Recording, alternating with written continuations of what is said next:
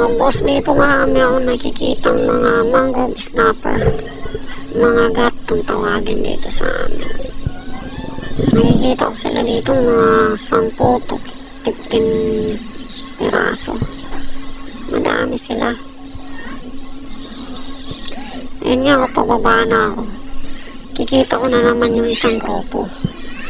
Tapos biglang lumapit sa akin yung pinakamalaki. Siguro mga 2 kilo na to. Nung tinira ko siya, naku, hindi man lang tinamaan. Ang lapit-lapit. Tinawanan tuloy ako. Tapos lumipat ako ng area. Dito naman ako dumapak. Nakakita naman ako ng mga grupo ng long-nose emperor, pero hindi kalakihan. Mga siguro mga kalahating kilo at 1 kilo lang. Yung lumapit sa akin, maliit lang. Yan, gitik. Mga boss. Unang huli natin yan, mga boss.